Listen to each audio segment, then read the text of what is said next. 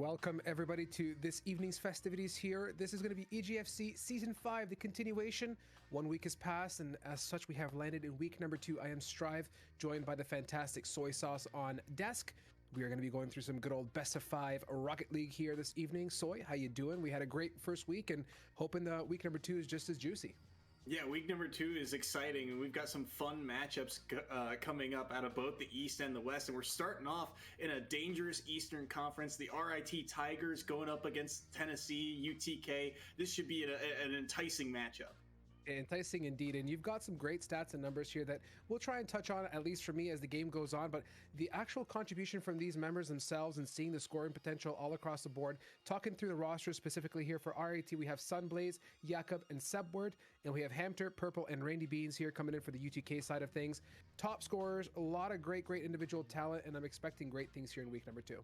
Yeah, this one should be a lot of fun. RIT, they're bringing it what feels like the A squad, right? These are all 3 players who competed in CRL and have put up great numbers. I mean, last year, Sebword was the leading scorer and kind of leading the charge for an RIT squad that kind of went through a lot of, roster changes. They did, a bunch of different lineup changes. The depth got to see a lot of time on the pitch, but they're going to have their hands full. Tennessee last year was 12-4, but it is a very new roster with these 3 stepping in the lineup this week.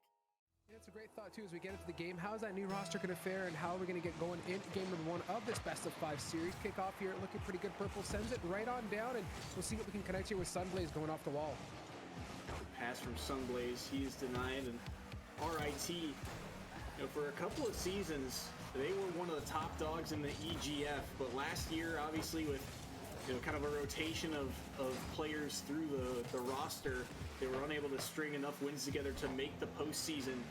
And Tennessee really had a pop-off year, but we'll see if they can continue that with this new iteration, as Purple can't find the backboard, and Sunblaze will punish him for it. First goal of the day goes to RIT. Yeah, that pass there from Hamter to Sunblaze was less than optimal, and then Purple was looking to connect off the wall, maybe pinch it out and get it way off that backboard, but alas, the big push from RIT is looking good. 30 seconds in, first goal down. The RIT squad in orange looking really nice. Nice indeed. Sebword should have this play off the wall as well. Playing that off to the side, I believe it was Hamter, and now Jakob in front, going to be cleared away. Sunblaze is there to pick up this ball and look for a teammate out in the midfield. Hamter to receive this one and drop it down for his teammate, but he runs out of time, gets demoed. Ball will roll to the wall. Purple can't march forward. Sebward's shot is denied. And so far, Tennessee's been the one on defense. Can they get some offense going here? Maybe. No, look at the clear up the backboard from Jakob. Sunblaze there, nice on a redirect attempt, coming in for the follow-up and tries to contest that ball right up and close and personal. Doesn't make it happen, and still RIT dancing with this ball up in the sides of UTK, and possession now passed on over to RIT. Looking to get that way down deep if they can, but there's still great contests all across the field. RIT's doing a very good job of getting out of their own defensive zone. Sebword's going to have a good shot here, and it will win the race to the net. 2-0 RIT. Sebword off the feed from Sunblaze. Yeah, indeed. Nice little pass there, and great connection downfield. Love RIT here off the gate. I mean, they're looking very strong, looking like they're in control, and they've got a plan in place, and it's definitely paying off dividends here for them. Still plenty of time left here for Tennessee to try and mount a comeback. They got to get some offensive possession here. Hamter to try and start the march forward. Sebword there on the challenge, but it pinches off into the right corner. Jakob off of that corner, over top of one. Sunblaze is there to contest the 50. Purple to weave across, runs out of boost, but he will center the ball. Jakob to deflect it out wide, and RIT just kind of pushing everything towards the outside. As my old high school coach used to say, just keep everything down the alley, nothing down the middle of the pitch. That's it. Keep it nice and fresh and on their toes. Sebword has a good opportunity. Goes for a light touch instead of a hard slam in towards net here. Jakob looking to control and slow things down just a hair, as there's great pressure coming in from UTK. Going up for a light touch and trying to get it down. Sunblaze does the deed, and Hamter halts it in its place. Hamter doing a great job at midfield / defending, but we'll see if it's able to stop this big siege from RIT now. Couple of fakes inside the box, a roll one as well, but Randy Beans is going to come up with a clutch save on Sunblaze off the roof here. Jakob still the flip, did not get it off in time though.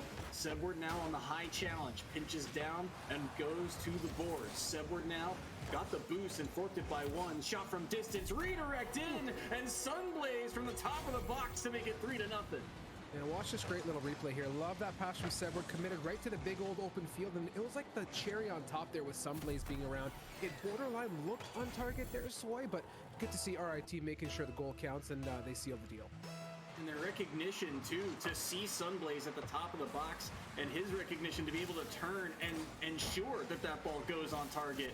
And it's to a spot on the net where the defense of UTK just cannot get over to it. Shot too fast, and just like that, it's 3-0 with 2 minutes remaining here in the game one of this best of 5 series. Purple, that's a giveaway, and it nearly cost him a demo on the backside as well. Jakob looking for the flip reset. Is it on target? Yes, it is. Bounces to the top corner, and RIT are rolling 4-0.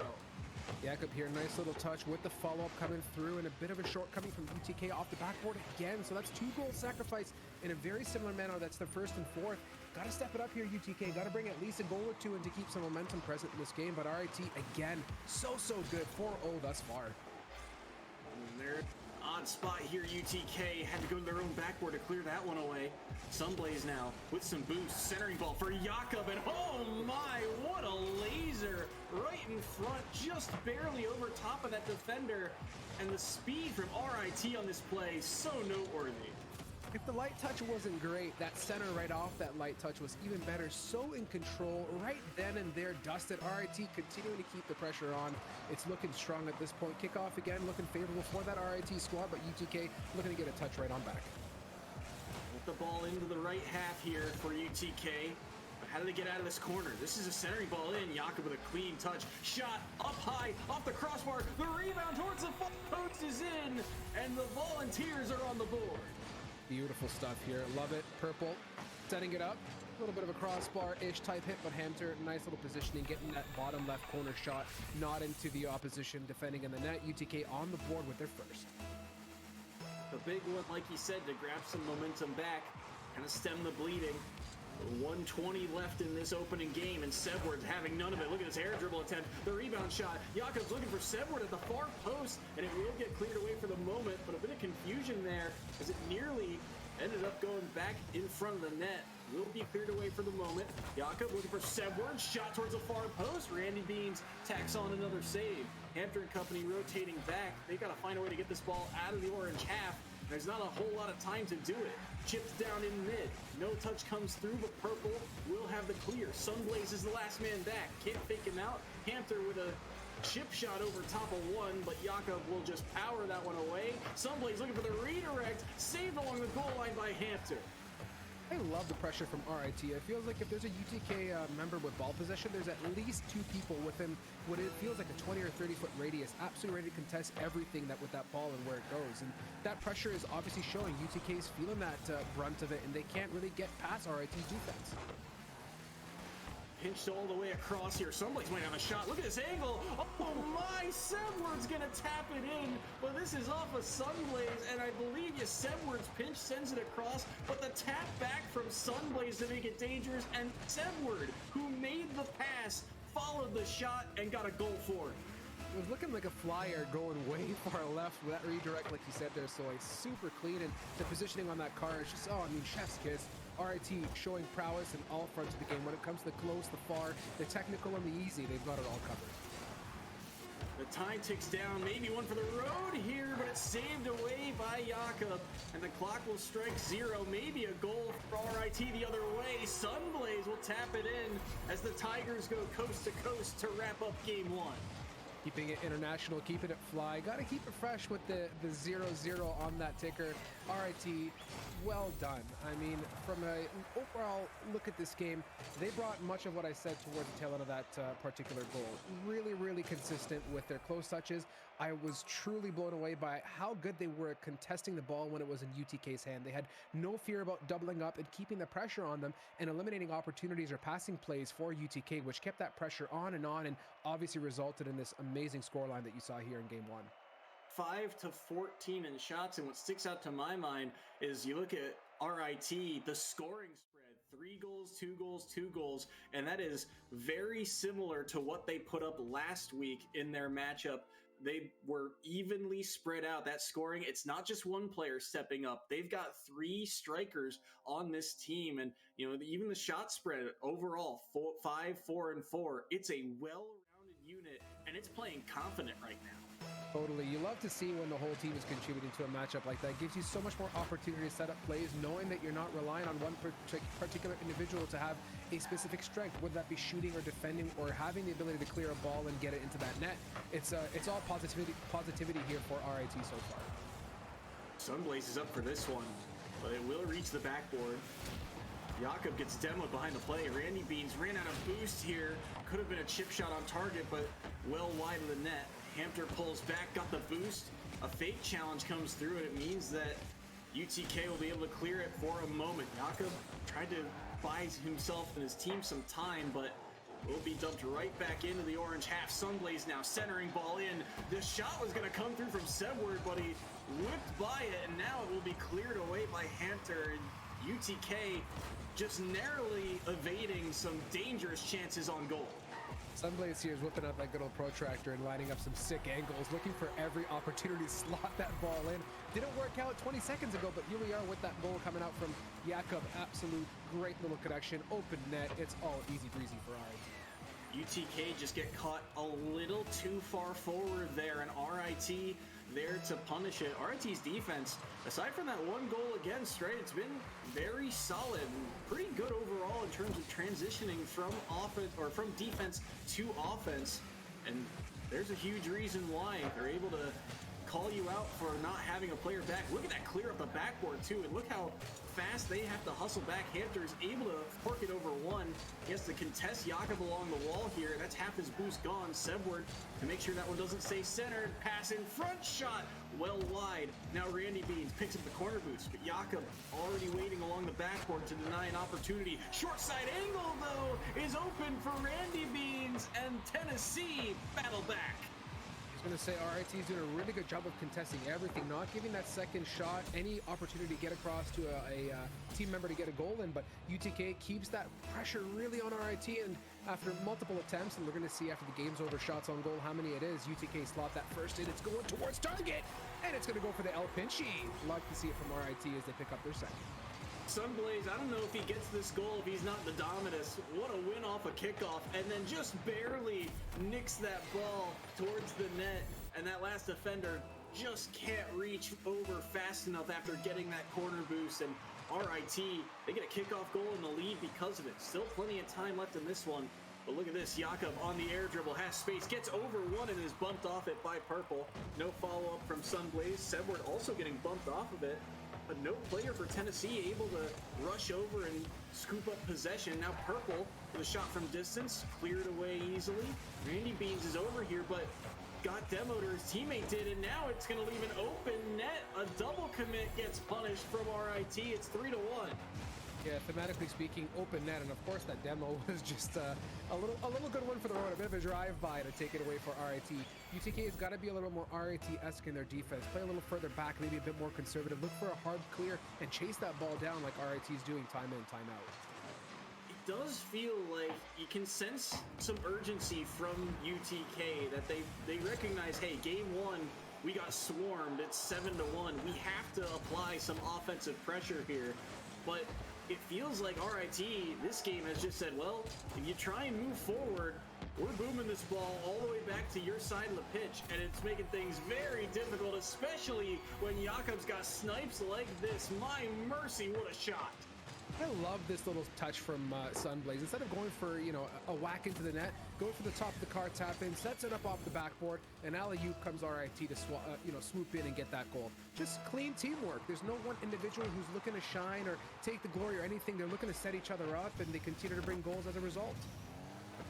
Sebward to dump this one down in. Two players jump to block that play.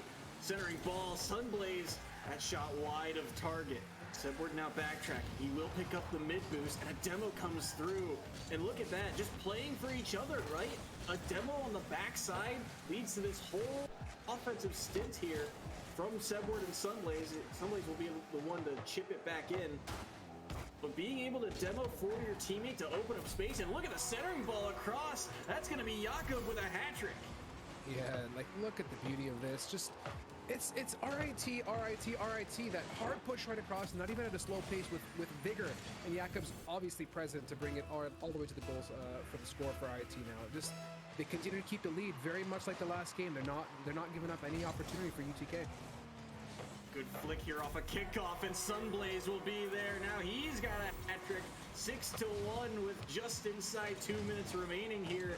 And it's just so smart from RIT. This squad, it feels like they're just making such good utilization of the space that's given to them. They've got the mechanical prowess right now to go for these air dribbles, and the moment you give them an inch, they're taking a mile off the back of it.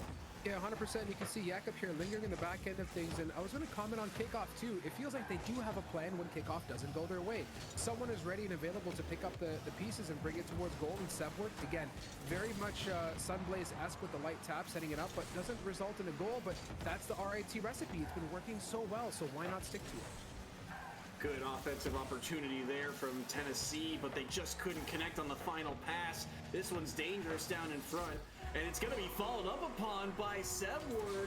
Tack on another one for him this series. 7-1 now, the scoreline of game number 1. But Jakob, just so many touches. He's already in the back third to set up Sebward for that play.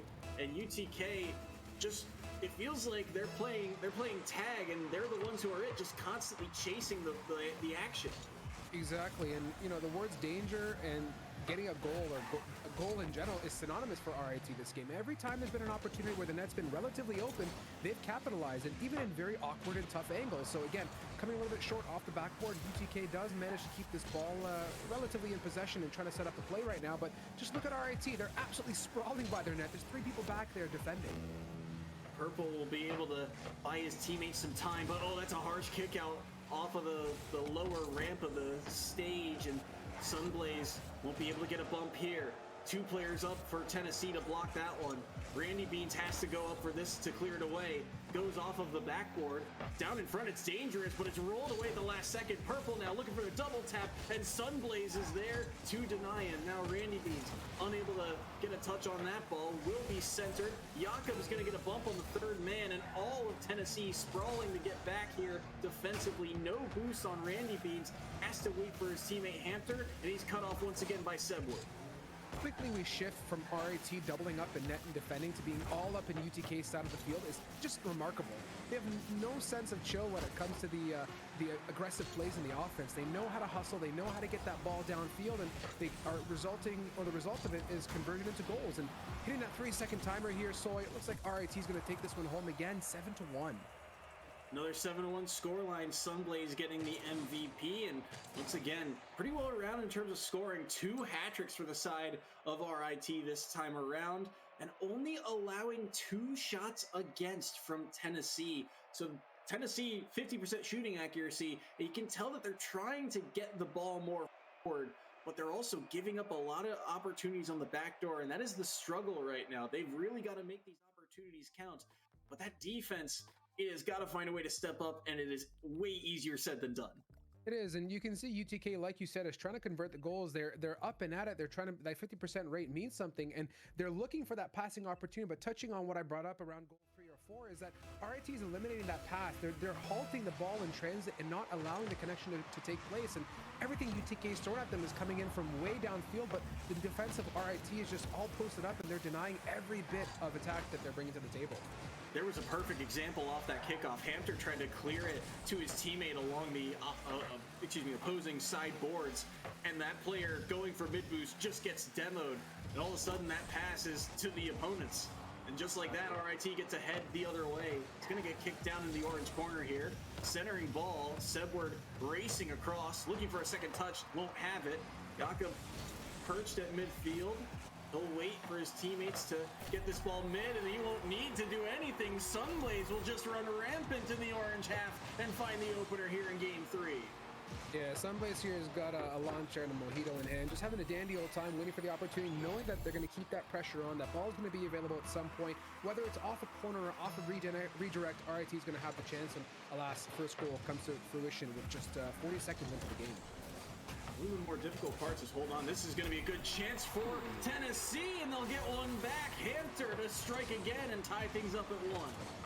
Nice little push down there. A lot of, like you said too, so I think it was the last game, they came with a little bit more haste, a bit more aggression, and they wanted to get that ball moving quicker, and alas, results in a goal. UTK on the board nice and early. Happy times. Biggest thing there, like you said, that speed, but also winning that 50 so handedly to get it past that first defender, and the second man just nowhere in sight. They finally found their opening, and they struck gold to tie it up. Now a minute into the action here, and RIT wasting no time retaking the lead. Jakob on the flip reset to give the Tigers the lead back. Yeah, nice touch, nice reset, like you said there, Soy. And you can see the defenders down below. Purple's like, I have no idea what's coming next. Am I going to get slammed on in the top right, or am I going to get reset like what just happened? And the ball is just in. It's that simple. And RIT, again, keeping it strong. The kickoff goes towards the UTK side of things, but very quickly, as we said before, they convert that kickoff and they take possession and they slam it in with Sunblaze.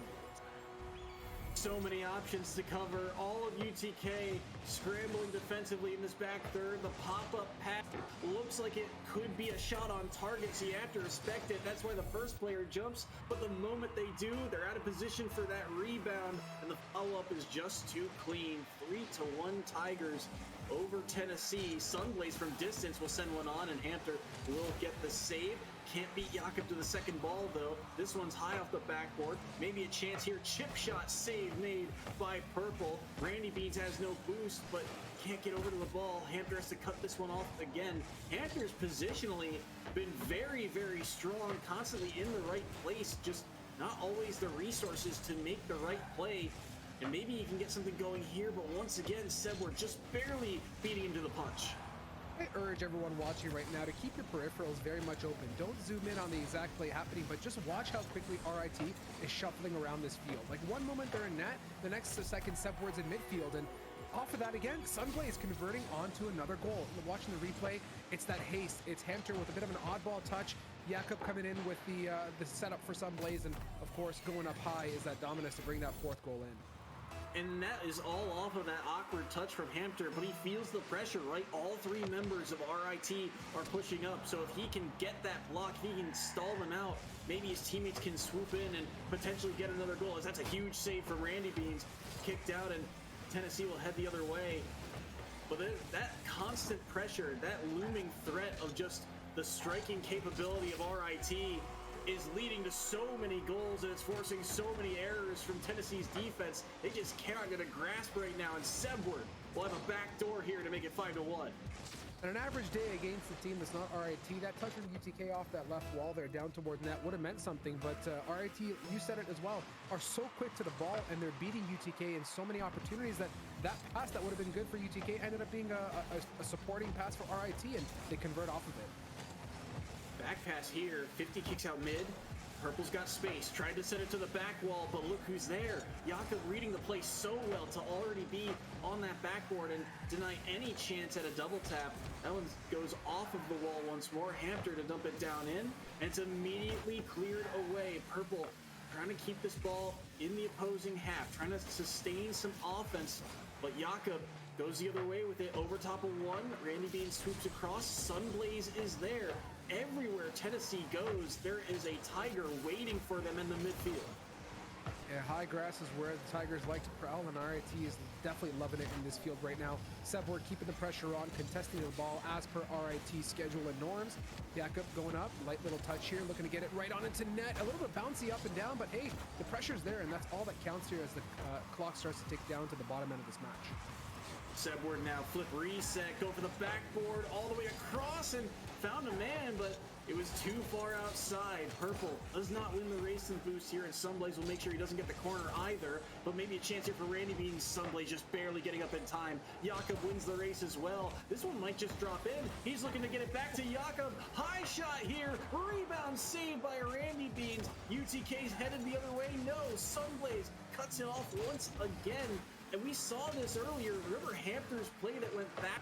It feels like RIT, their ability to turn so quickly is exactly what Hampton tried to do, and RIT is there positionally to capitalize off the back of it. 100%. And talking about speed and haste that I didn't think about it till now is the boost situation's got to be looking strong for RIT. How else are they getting around the field so quickly? They're absolutely thieving it, dumping the goals in, and UTK's left starve, and they can't rotate as fast naturally. Sunblaze to get another one here, and this will be the first game, I feel like, with a little bit lopsided scoring for RIT. That's 4 goals for Sunblaze in this game, so he'll jump himself into the lead in terms of RIT's leading scorer. But maybe Tennessee can get something back here, some momentum the other way. Sunblaze, no touch off of the corner, and that 50 is denied as well. Hampton trying to find something, gets it by 2. Sunblaze to sweep the goal line. Sebward to chip it all the way across the width of the field. Now a long distance shot finds the backboard. The rebound shot from Jakob is an absolute dart to the bottom corner, and it's 7-1 deja vu in game 3. Good morning. As you said the last game, laser beam. That's a huge one to save. Bottom left in the pocket. Net's open. You're not reacting to a 71-mile-an-hour shot, let alone if you had somebody in there when it's bottom left like that. Just clean work from RIT. Marksman precision. The snipers came out to play today for RIT. Purple trying to buy some time with that backboard touch. Loses the quarter boost in the process. And now how do you find a 50? Gets chipped over top of him. Randy Beans. And they'll combine and pinch that ball out. Not on target, though. And the follow-up, Sunblaze just played it patient. Got around the next defender. Hampton forced to touch that one towards his back wall. Can't quite win the 50 cleanly as he wanted to. But this game is done over and dusted. And it's going to be RIT who get the brooms out in week number 2. They are looking mighty fine right now. The Tigers get the victory. Beautiful work there from RIT. Congratulations on that series. And again, 7-1, lucky numbers to keep out for in this series, maybe, Soy. Add that to the stats book. But again, really good play from RIT. UTK, a very valiant fight. They put up a battle indeed. They hustled. Game number 2, things felt a little bit brighter. They came in with some more vigor, a nice early goal. Game number 3 felt a little bit stronger as well, but the pace from RIT was just absolutely relentless. They brought home the goods darn near beautiful. I mean, the scoreline says it's 7-1, but 3-0 for the series as well. Yeah, fantastic series from RIT. And for Tennessee, it's going to be back to the drawing board. They dropped to 1-1 on the season. But like we mentioned, it's a very new roster. This squad of Hampton, Purple, and Randy Beans, it is their first time playing in EGFC. They didn't get to play in week 1. This was their very first game. And you can see that while RIT had their number, there are those moments. They were able to get goals on the board. They were able to get some offensive possession, just could not find enough frequency in that offense. And that defense got picked apart by, the snipers of RIT. Yeah, it's all good stuff here across the board. Congrats to RIT. There's so much more Rocket League to come here, by the way, for those that are tuning in. I will be bowing off here off the desk. Soy is going to be sticking with you for quite some time to come, so get comfortable with that beautiful face. For you all that are sticking around, a very quick break. We're going to be back to you with more Rocket League here very shortly.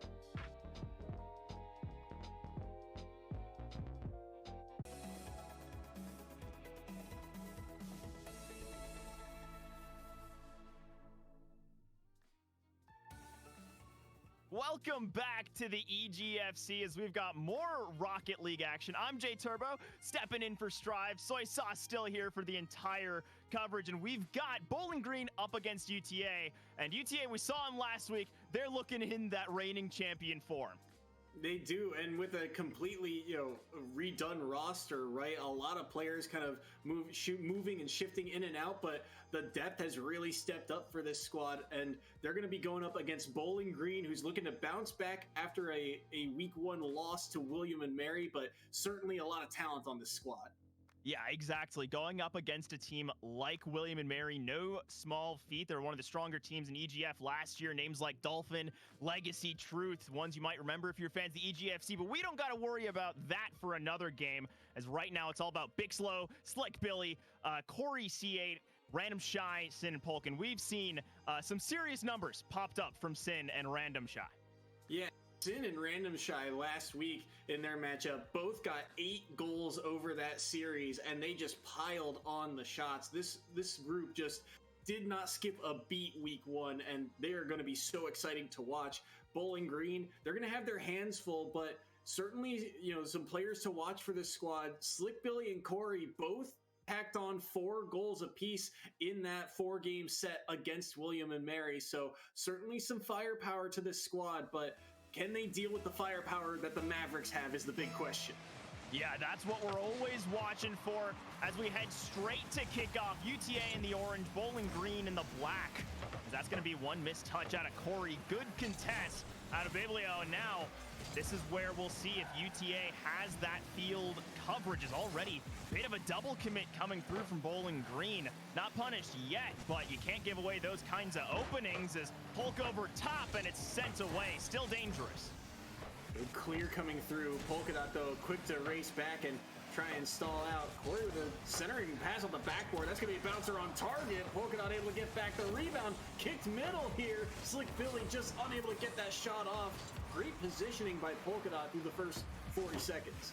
Yeah, very, very close. Bowling Green almost finding a very rare hole in the UTA defenses. That's a bit of a high-flying demo. Nearly opens the path, but not quite there for the responses. Corey, love that little bit of mind games we saw in the midfield. Yeah, that was really smart, right? 2 players bearing down on him, waiting for him to just pick an option. But what if he does nothing? Then the ball just keeps rolling and he's got full possession. It's a really smart mind game there from Corey. That one's going to get over top of Slick Billy, though. So 2-on-3 and a demo comes through. Make it 3-on-1, but a demo on the backside. Lots of physical play coming through here. Polka Dot, that 50, just too slow. And Corey trying to help clear this ball out. We'll leave it for his teammate Slick Billy. Not a lot of boost in the tank here. And Polka Dot recognizes that, wins the 50. Bix Leo able to get over, unable to beat that third man, and Corey trying to force this one off the corner. The Bowling Green State so far able to hold their own through the first minute and a half. Yeah, more than holding their own, really bringing the pressure, I'll say, to UTA, as we don't tend to see so much defense being forced out of the Mavericks, and this time around, they're not being given the space to set up these long aerial passes. They're forced to try and step back to the wings. I mean, already Random Shy has been struggling for boost just for how much you got to use to keep up with this pace of play that Bowling Green is looking for. And I've really loved these approaches at just maintaining possession. And look at that, a very uncharacteristic double commit coming through from the UTA offense. Sin trying to get something going on that far angle shot. The other thing, too, is it feels like both teams are really being kept to the outside for the most part here. Nothing down Main Street except for this chance here, and it's going to be Sin to bury it at the halfway mark of game 1.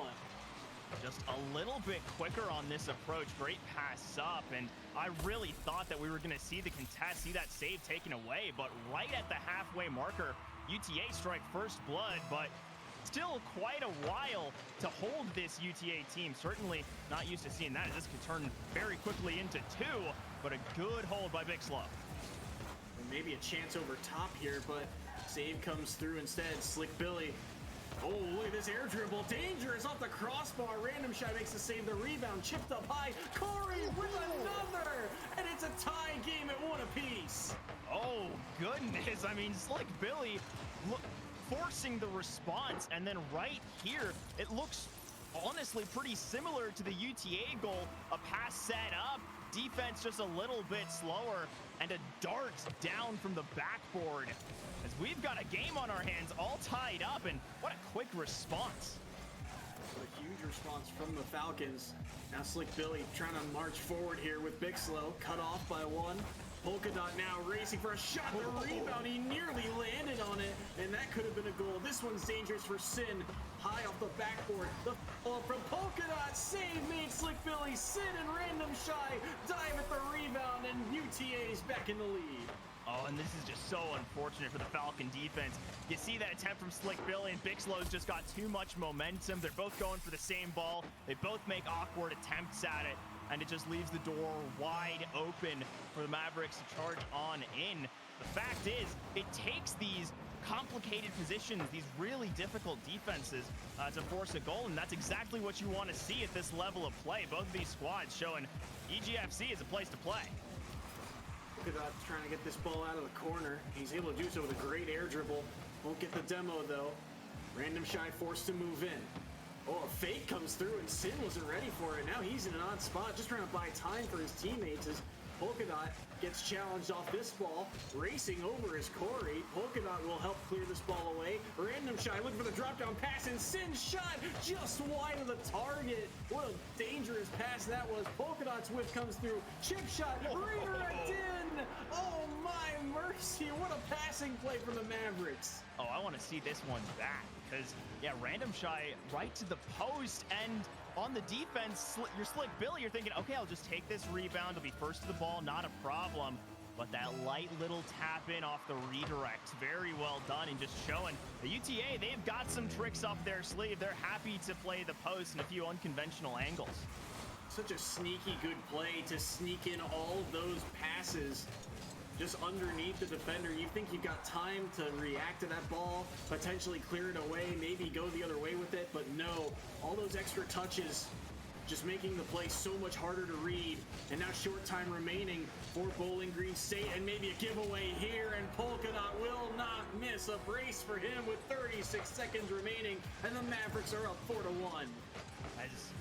I mean, UTA, they're taking a little bit more space in the black half, stealing away just some options from Bowling Green, and you can see the panic start to set in when there are a few more of those high-flying Mavs taking the tension to you. We saw a double commit on that last goal, and I mean, most of these goals coming through for UTA have been off the back of a mistake off of the Bowling Green defense. And for one, you don't want to be only scoring off of mistakes. They've still been some great looks, and there's still very well put together opportunities. But for Bowling Green, I think you need a little bit more communication, a little bit tighter, a little more trust to prevent these kinds of double commits that have really hurt them in this game one as we tick down for what will be a Maverick win.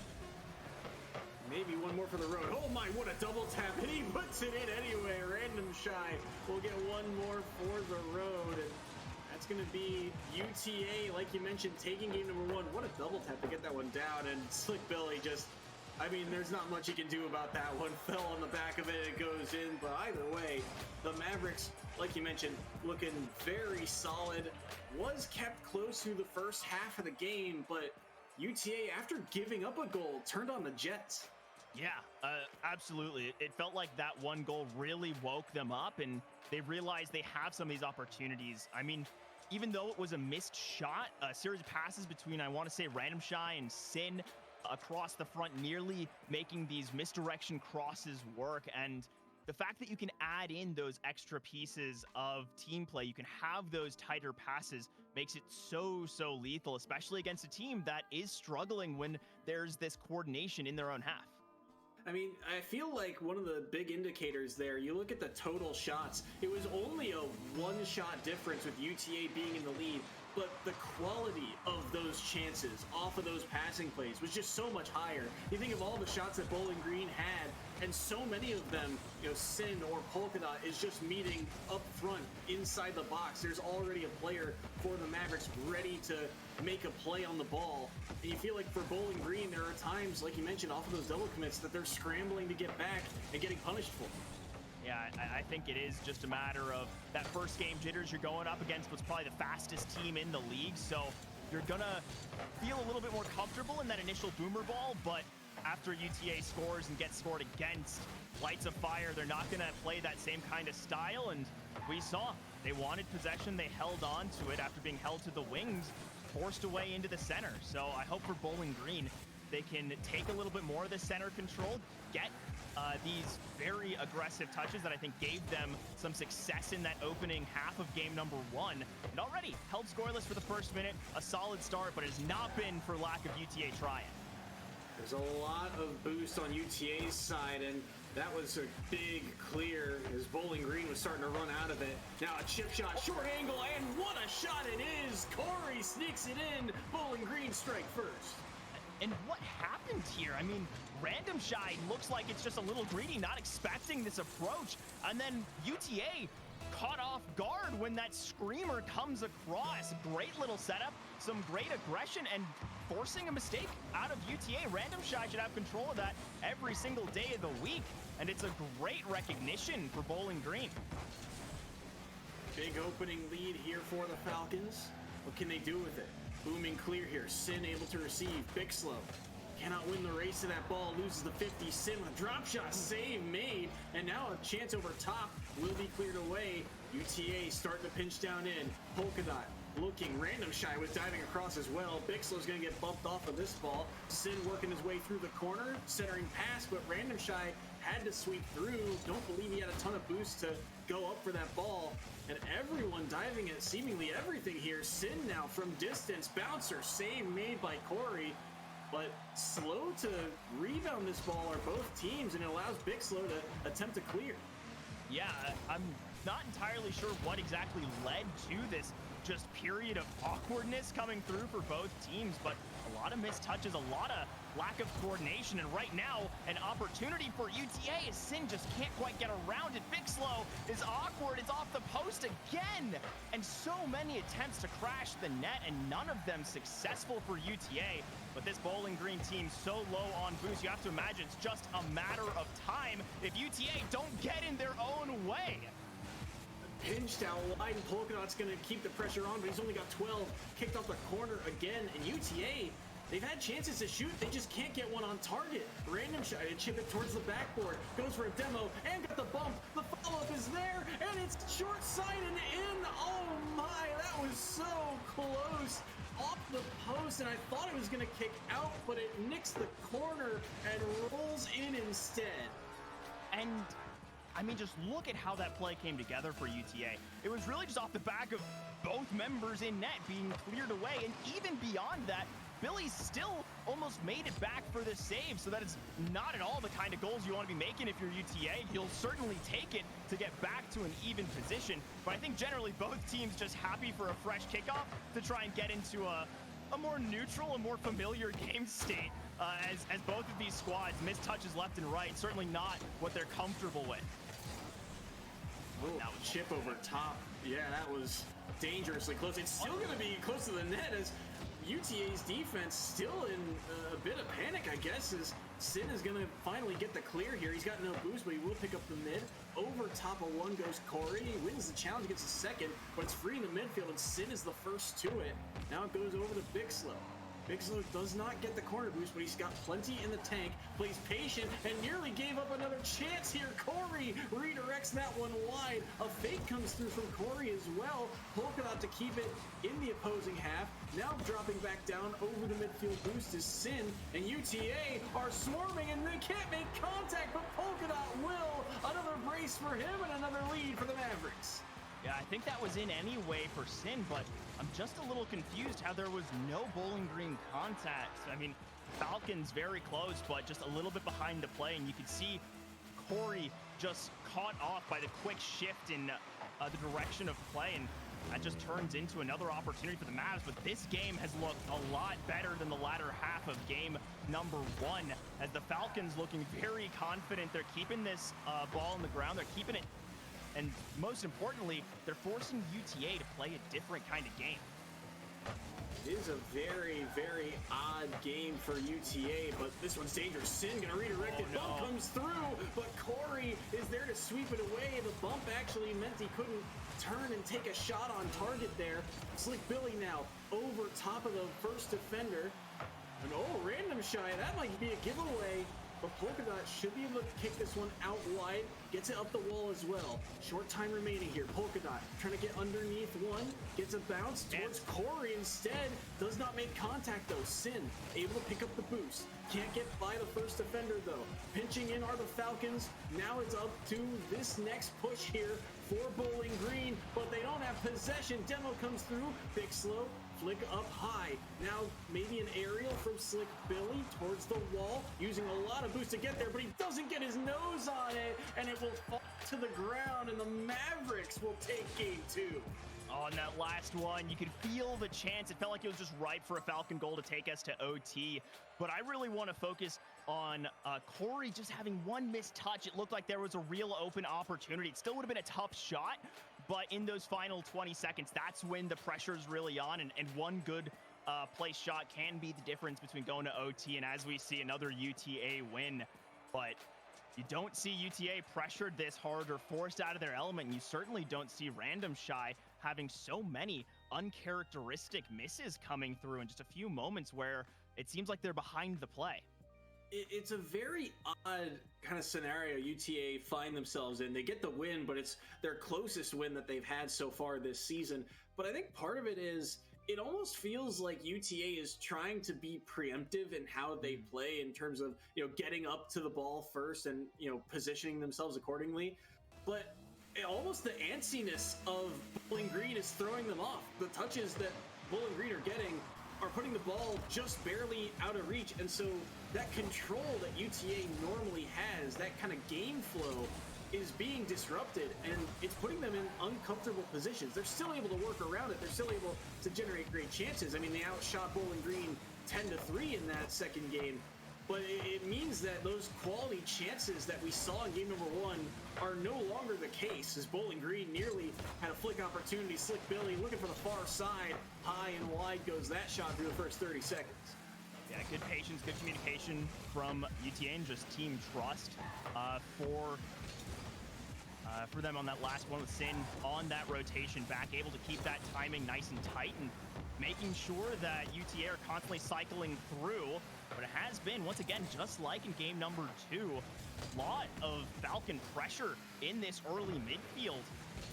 Random Shy, it's a clean 50, but just there, Corey first to the ball. And we've seen a few moments that maybe feel like some disrespect out of UTA where they don't expect the same kind of speed out of the Falcons. And they're getting caught out for it too. Random Shy here, air dribbling from the corner. Big Slow to cut him off once more. That's a chip up high. Slick Billy is there. A lot of Bowling Green's offense getting shut down in that last game. Only 3 shots on goal. And Slick Billy, one of the strikers that we saw last week, not a whole ton of time on the ball. Felt like it was mostly Big Slow and Corey able to clear that ball away. We'll see if he can get more involved in this game, as this one's going to be dangerous. Chip up all the way across for Corey, and now gets it over top. No, Random Shy is able to get a block. Another double commit comes through. Maybe a follow-up off the wall here. Wide angle here from Sin on target, and it's in. 3:10 remaining, and the Mavericks grab the lead. I just need to rewatch this one. It's a standard pass off the side, a great shot in. And sometimes when you get that perfect touch, 60 miles an hour at that range, so tough to try and defend. So shot set up by UTA. Bowling Green just not quite fast enough. Is this like pinch out? Not sure if this will work out for the Falcons. Seems it got themselves an early backboard look, but just didn't quite have the boost to go for the tap down. And UTA, once again, looking a little bit more comfortable. Still Big Slow getting in the way of things. This midfield, not at all kind of free-flowing pass game that UTA are looking for. And once again, another interruption, another interception. As these plays are starting to get red, but a pair of misses might just open the door. Nearly did, and that clear sends things away back towards Bowling Green attempt, and it's disrupted. Almost a giveaway to go the other way as we cross the halfway mark here of game number 3. A must-win for Bowling Green if they are to keep their chances alive this week, as Polkadot had to play the one towards his own backboard. Short side shot, the rebound gonna be saved away by Polkadot. Quick turn here from Slick Billy, gets pinched all the way to the opposite side, and now Corey, off of a pinch of his own, the ceiling will kick it back down for Slick Billy. Air dribble attempt, going for the backboard double tap, doesn't have it. Big Slow on the rebound, short shot there, not enough power on it, and Sin able to dive back and make the save.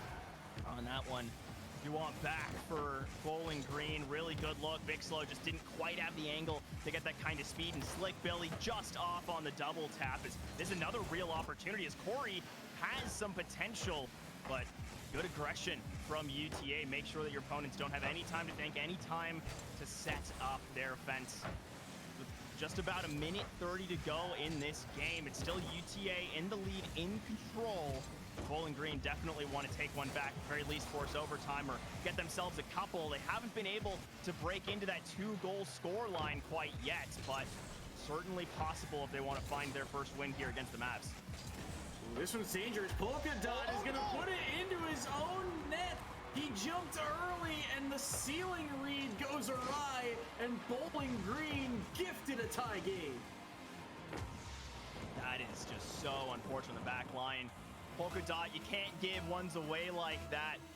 Just a tiny bit behind the play, and that makes all the differences. Now Corey with a little space does get bumped away, and that's always the play. If you know you can't hit the ball, go for the player and give your team a little bit of possession. As the immediate physicality throwing them off, a mistouch from the UTA defense, and this will be comfortably saved, but you still don't want to be playing so far behind the ball, so deep into your own territory with 50 seconds to go. Your opponents just got that momentum building goal. Corey's in an odd spot here. Luckily, Big Slow is able to help clear that ball away up high in the corner, using a lot of boost to try and fight through. But the Falcons are starting to swarm here in the orange half. Off the corner once more. Can they work this ball out into a dangerous spot? Maybe a chance here. That one redirected just wide. Slick Billy now from the wall over to the opposite corner. Kicked out towards that far wall, and Big Slow is there to keep the pressure on. Can't find a second touch towards the wall, but no one gets a finish. Oh, random shy got a bump on that shooter, and that's going to save UTA. And now they head the other way. Sin centering ball in. Short time now here in game 3. Corey dribbling, waiting, and he'll send it to overtime. I get that decision. UTA, they're a little bit more comfortable in the air, so you don't want to get into a rule zero kind of spot where you might make that one mistake that prevents you from having that fresh chance at the net. But you're still looking back to those final 10 seconds. Corey just not quite able to find the finish, and it was so dangerous. A great setup from Big Slow, who's really woken up in this last minute of game 3. Pretty quiet in games 1 and 2, but now getting aggressive, getting ahead, and Sin just barely getting the touch to send that away. It was nearly game 4, and now it is sent home by Big Slow. You said it, he had himself a great game, and here he's rewarded with it. The chip over top of 2, Polka Dot racing back for boost, and the short side angle is open, and the Falcons pick the first game off of UTA this season, and we've got another game 4. Oh, and that's gonna feel real good for Bowling Green. At the very least, you're taking a game off the Titans, right? But more than that, I think for UTA, they had an easier matchup last week, so of course they're gonna have to lose their first game at some point. But I think walking into this matchup, they saw a loss against William and Mary, maybe expecting this to be a slightly easier matchup, and Bowling Green, they're gonna force some mistakes, they're gonna punish you, and it certainly showed going to game number 4. Shot in that game was UTA, 10-5 in that sequence. That is something that you don't frequently see, and Big Slow was one of the players that in that previous series against William and Mary was shut out. They did not have a goal. It was Corey and Slick Billy who were getting the job done. But this game, when they needed him to step up, he gets a brace, and just like that, Bowling Green have forced game 4, but they did drop that game 4 series to William and Mary, so they're gonna have to find a way to continue to hold their own here against a dangerous team. Look at the shot from distance, the power behind it. What a save by Corey. As Sin unable to move forward here. Random Shy will just drop it back, and the Mavericks maintain possession only for a moment. That intercept was nearly dangerous. Demo on the backside. Slick Billy shot high off the backboard. Big Slow underneath, and Random Shy to make the save. And just look at this confidence. Look at this continued aggression coming out from Bowling Green. Certainly fired up after that overtime. And I mean, ever since game 1, right? We saw it 1-1 at the start, and then UTA just run away. Game 2 held to, I think, a 1-goal difference. And then game number 3, the exact same, except going the other way. So trend would read a little bit better for Bowling Green. but you're still going to have to get through this game number 4 before even thinking about something like a Champs Field. As still, another minute come and gone, and we're scoreless. Oh, that's a good shot. High off the backboard. Wide of the net, though. Slick Billy, with everyone on UTA starting to march forward, plays it to the wall, off the corner.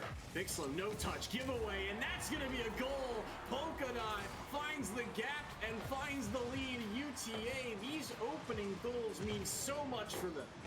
And you can just see how the whole team was ready to explode out off of an assumed touch from Bixlow, but that one little pixel too far away. Corey just completely cut out of position trying to get the extension, and UTA, they're going to take that every single day, but Bixlow gets the interruption and snatches back the tie game. Huge goal here off a kickoff. Just such a tough read for Polka Dot. And Bixlow with the catch, and everyone on UTA caught off guard by it. As that third man on kickoff, you have to find a touch. No matter where the ball goes, if it goes towards your side of the pitch, you have to find a touch. Polka Dot could not, and the Falcons once again find an opening back into the game. After getting that goal for UTA, especially off of an opponent's mistake, to give one back off of something similar where an opening is just handed to your opponents, it's got to feel rough. As a nice carry attempted, but still no dice quite yet, as we're getting a little bit more of that boomer ball. I think both teams realizing what kind of risks are in store, is a few explosions on the pitch as well. Maybe a chance here, but cut off at the midfield. Well, maybe Corey here short side, but Sin getting that save. A bump comes through as well. Bixlow's shot redirected by Slick Billy. Bixlow now trying to drop it down. No touch comes through, and Random Shy will kick that ball away. Corey now to the wall with boost. Gets a block on the Sin, but the only player nearby is Polka Dot. Now Bixlow to keep possession, only for a moment. Random Shy, heavy touch down into the half of his opponents, and Polka Dot looking for Sin, looking for the double tap, doesn't find the angle. Random Shy short side, high and wide. And it really did seem like it was coming together for just a moment, but instead we're staying with this back and forth ball. Another pop out to the midfield, and that one just off the post. Random Shy waiting, but I think a little bit of that UTA patience has started to become a little bit greedy, where you see them looking for these rebounds. You see them taking a little extra space, and we're starting to see those Falcons fly in, take that space back, prevent these extensions from coming through, and just like that, Sin's up so late and is never going to get to that ball first. So it turns into this kind of situation where you're scrambling up the net, and they're lucky they didn't just get scored on. So close for the Falcons. That's a dangerous shot. Sin makes the save. Polka Dot used some boost to get over there too. So a semi double commit there, but they will be able to buy some time here. Only for a moment. Bixlow, another huge challenge to keep the offense going for the Falcons, but this one should go to Random Shot. Centering ball in, and that's going to be a pass across to Corey. Polka Dot with the save made. No boost left in his tank. That's a shot, short side angle, redirected away again. Polka Dot playing patient, gets the boost as well. Pinch stays to the lower third here.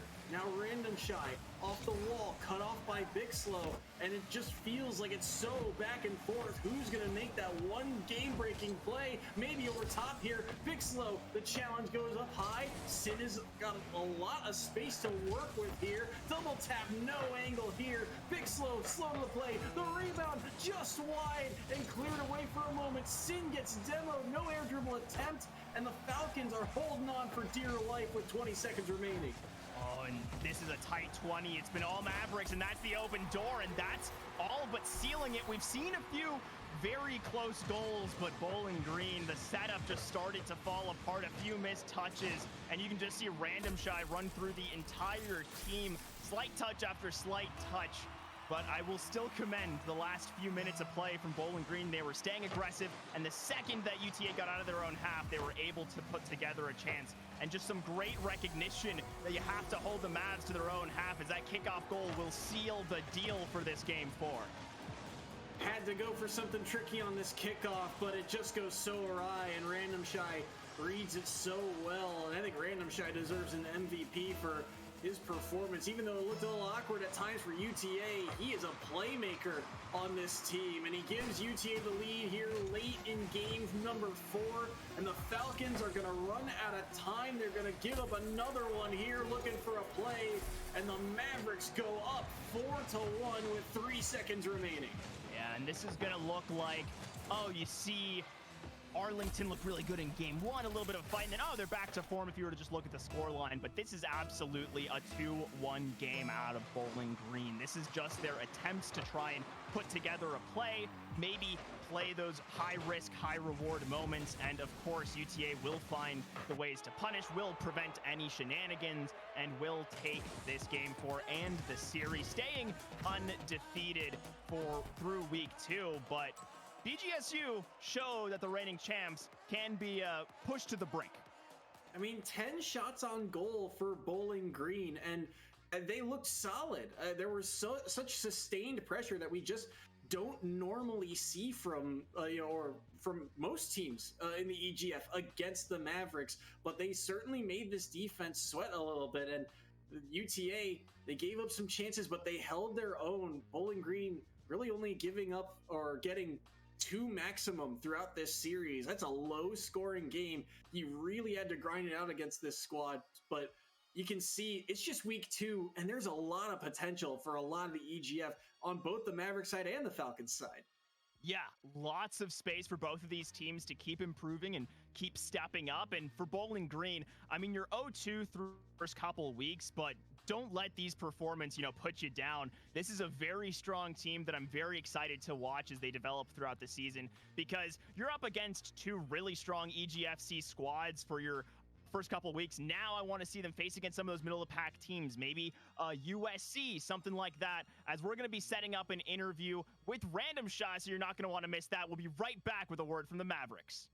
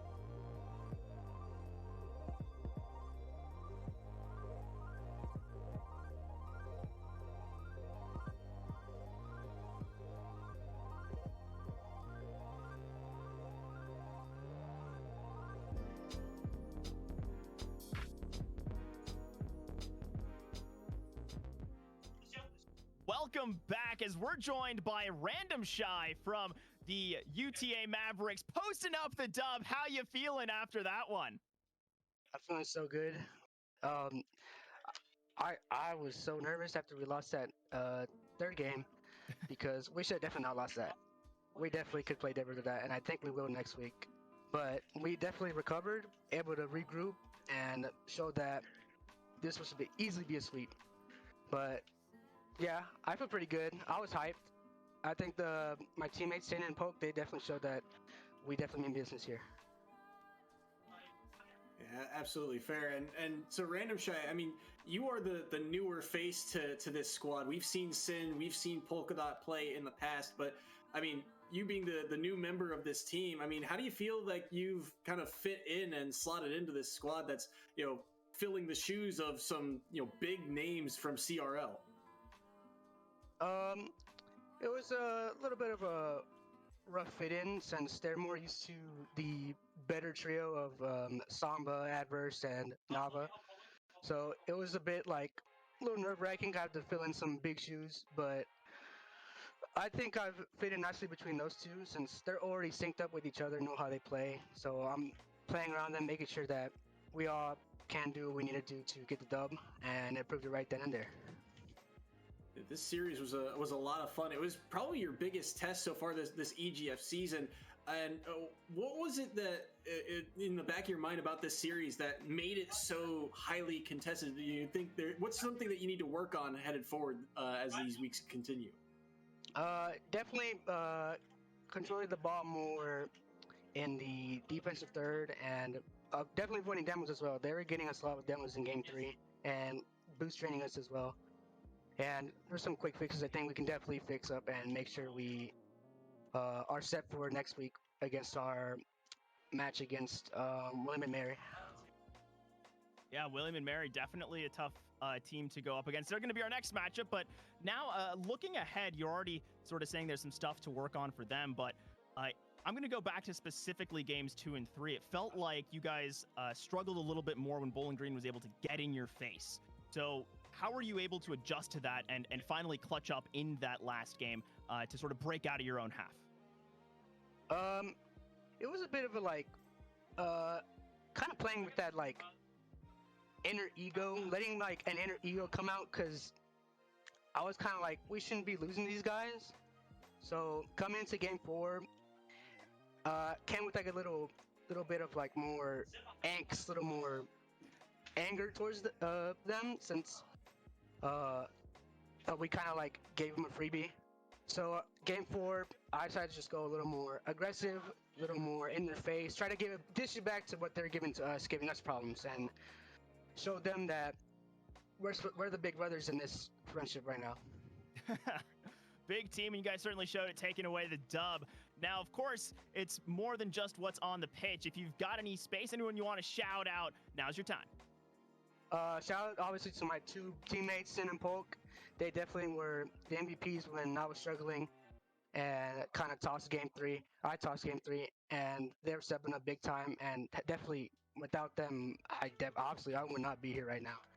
And shout out to my family watching, and shout out to all my friends watching as well. And can't wait to beat William and Mary next week. I'm hyped for that matchup. That's some hype. There's some excitement. Thanks so much for joining us, as we'll be looking forward to that matchup next week. And for all of y'all still at home, remember, we've got some more action coming. You're going to see William and Mary facing off soon. So we can already see those Mavs facing off, getting hype, and we'll be right back with your next matchup.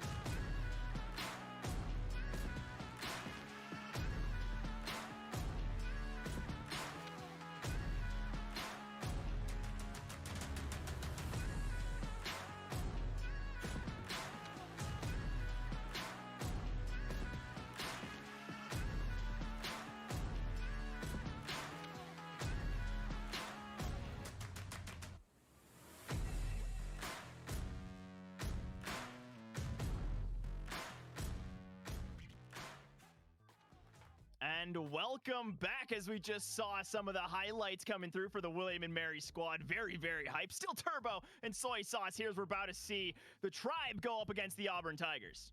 Yeah, this one should be a fun one. Two squads that are both 1-0, looking to keep that win streak alive here. And these are two squads that both their series were a little more extended. William and Mary, they beat Bowling Green last week in 4 games. Meanwhile, the Auburn Tigers, they got pushed to Game 5 against Xavier, but clutched up when it mattered. Yeah, and Xavier, solid team out of the Big East. That's a very strong set of teams. I mean, you got Butler, you've got DePaul, all fighting around there, so lots of good competition to keep up against. So Auburn certainly tested at the start, and I think this is going to be an even bigger test up against William and Mary. I mean, we saw the kind of performance that Bowling Green can put together up against the likes of UTA. So the fact that William and Mary able to take them down as well, certainly showing some strength, is already off the gate. Truth, the light mistouch, going to get picked up nicely by Dolphin, and we're going to see just a bit of boomer ball start things off. Dolphin's always one of the players to watch when you see William and Mary on screen. He was one of the top performers for this squad last season, tallied so many saves, and he led the team in goals as well. But now on this roster with Truth and Pilot rather than Legacy, this squad well-rounded. Last week, each member getting 4 goals for. So far, looking pretty good. But Auburn, they've got a bunch of playmakers, and Godfrey's going to be one of those players to watch. He had a big series in the first 2 games to help Auburn towards that Game 5 victory. Yeah, and William and Mary, a team I've been seeing all the way since spring 22, and this is a squad where, again, as you mentioned, Dolphin has just been that standout player. Truth, a later addition to the team, and has certainly grown as this roster continues to improve, and as William and Mary stays a power team, is a bit of a misflip, or very least to give back for Dolphin. It's a lot of Auburn pressure. Claws are out, and Pilot just barely able to tap that one away. Just barely. Truth now from distance. Mango able to make the save. Josh Mango on the follow-up, and it's going to be Dreskel underneath to follow up and make sure that one doesn't find the back of the net. Truth's challenge is going to rip off the boards here for Josh Mango. Going to be denied here. Dolphin being chased down, though. Godthread able to challenge that one towards the yellow half, and Auburn really kept to the outskirts for the most part here. All their shots really coming from an outside angle. This one could be dangerous in front, but well handled by Godfrey.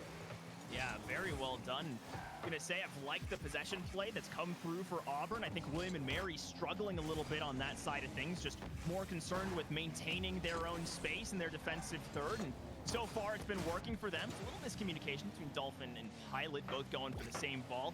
Doesn't result in anything too rough quite yet. Pilot's still very able to try and field this, but actually, awkward touch from Truth. Lucky they didn't get punished more off that cross from Mango, as Dolphin a little space, still has the reset tap over top, and just off the post. Dangerous angle there, but a little bit of patience paying off from William and Mary's defense, from Auburn's defense. William and Mary, now they're going to have to backtrack here. That demo could be dangerous. Godthread unable to get over top of Truth. Chipped over by Josh Mango. Now Truth looking for a redirect here. Is able to get over top of one, but it gets kicked out wide to the corner. Pilot's in an odd spot here. Dolphin gets a second touch. Dangerous ball in the midfield, but unable to follow up on it was the Tribe, and so Dreskel will just try and buy his team some time. No boost in the tank here, and William and Mary keeping things dangerous as that dunk proved almost costly. Yeah, Dolphin right there creating those threats, and I mean, just seeing the pace of this game, I didn't even realize we're 3 minutes come and gone without a single score, and it just shows how even these two teams are. They've been holding each other's options against each other. Is now Truth potentially uncontested. A good bump onto Dreskel, and oh my, that was almost in the net. A scramble from Auburn to keep this one scoreless. Huge defensive stand there from the Tigers. Still gotta be careful though. Godthread gets over top of Dolphin, gets over top of a second. Pilot to keep it in, but Josh Mango is there. Now Auburn looks to push forward. Truth from the corner finds Dolphin. Shot out wide, rebound up the corner, doesn't find a touch. Truth going for the far side, and Dreskel, the second man, able to make the save. Dolphin on the rebound here. Save again by Dreskel. Truth now fakes it, looking for Pilot. Dolphin's there in front, waits for Josh Mango, and that challenge will stay close to the wall here, but Mango's got no boost. Godthread now sends one on, cleared away by Truth. And William and Mary, so many dangerous chances, but now their defense has to stand tall. That's an east-west clear, and Dolphin will be able to get it away. Yeah, Dolphin showing why they were the leader in saves for the league last time around, and now continuing forward in form. Mango trying to pop that one back. Nothing too crazy quite yet, but I am going to say I've been very impressed with Auburn catching out these passing lanes from William and Mary, and there's another near chance as Pilot forced to save it away, and it's been all Tigers on offense. This is a bad touch, and Mango finally able to deliver. The one moment the Auburn Tigers find a mistake. Pilot here, this kick out off the wall goes straight down, and Josh Mango, second man in, is there to punish, and a timely one at that. Just 17 seconds remaining here. William Mary, they're gonna need to find something here quickly. Dolphin is there, but can't find the touch. Worried if you're an Auburn fan here. That's a decent look, but still a pretty slow shot, easily saved by good threat. Gonna keep this one in the yellow half. You just want to let this one drop if you're Auburn. Mango looks for it down. Almost a goal. Would have been a goal if the clock didn't expire. So Auburn taking that first win, but by no means was it a comfortable one.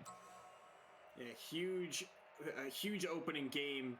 Like you mentioned, just a very tightly contested series. And I think the difference maker, Josh Mango, look at the total shots, 7 on the board here. Just continuing to throw the ball at the net and force William and Mary to burn boost. But I think overall, in terms of quality of chances, I like the Tribe's opportunities more. William and Mary were able to really get up tight, up close into that box, and it forced a lot of just head-on saves from the Tigers. And that one mistake just being the difference maker shows you how even this matchup really is. Yeah, exactly. I'm gonna piggyback off of that because William and Mary, they were creating quality opportunities. They had better setups, and a lot of those shots that came through for Auburn were just midfield pingers that were easily saved away off the sides. So fact is, it took about a minute and a half of sustained pressure to force that mistake out of William and Mary, as Dolphin will try to hold control with Pilot. That's a boom out from Dreskel. I think Mango's going to be happy to receive for at least a moment. And now Pilot boostless, just going to try and play for a 50 here, gets the dunk past. And with the low amounts of boost, I don't expect this to turn into a goal unless Dolphin gets a refill, runs around the side, and forces another save. That challenge, Mango barely able to get a piece of that one. Leaves a shot for Pilot. Rebound opportunity sent wide of the net. William and Mary, that was their best chance yet. Had the last defender stalled along the goal line, they just could not put it on target. Dreskel doesn't find a touch here. Mango will clear this ball away. Dolphin will start the march towards the opposition. Quickly taken back by Dreskel, though, and now this is a spot where there's no William and Mary vehicles ready to make a touch. Dolphin forced to race over a very, very scary position for the Tribe, and now a scary position for the Tigers as Pilot unable to get this one goal bound. Instead, it's a pass back. Truth dunked away, and this is going to be another reset. Is up from the skies. Dreskel making it scary. Gotta find a way to get this ball out of the corner. Josh Mango will go up for this one on the air dribble. Truth knocking him off of it. Pilot will have the space to launch that ball away. William and Mary, they go on the hunt now, looking for something, but Dreskel carrying it towards those sideboards. Josh Mango up with pace, but Dolphin able to fork that ball away. Dreskel no boost in the tank, but he's got to make the turn. He wins the challenge. Do they know that he doesn't have boost? Now they must know. Dolphin able to get a good challenge there. Brett will dump this one back in, and he will look to follow after it. Now he'll pull back, looking for boost. He gets the mid boost instead. William and Mary launch this ball from distance, and once again, very similar feeling in game flow to game number 1, where everything's kept from outside, everything's from distance for both teams.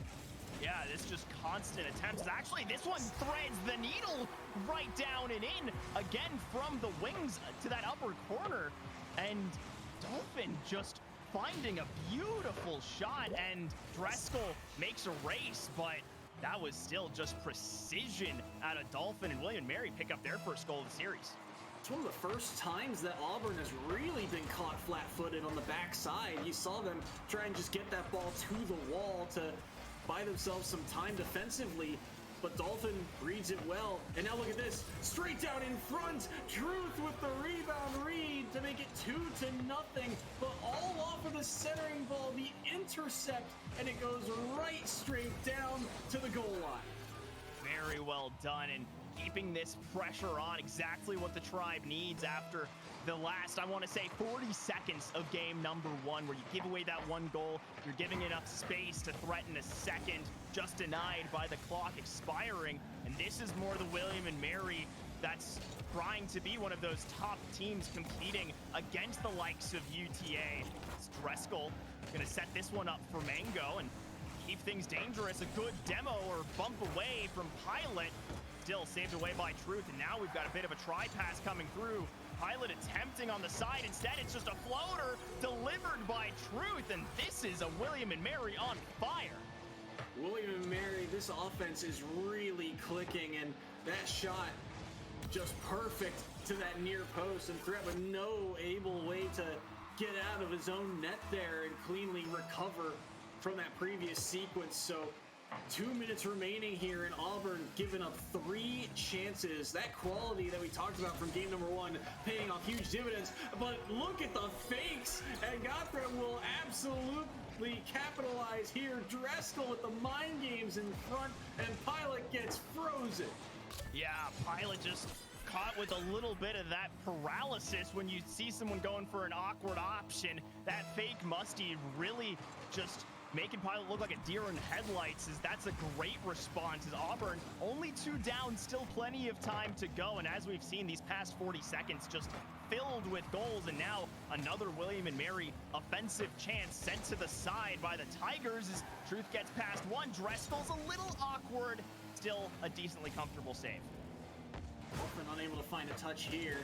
That one will go on target. Good save made, though. Diving back, I believe that was Pilot, able to fork that one away from the crossbar. This one's going to be still close in front of the... will go in, and Dreskel, the far post, will make it a 1-goal game with 1:15 remaining.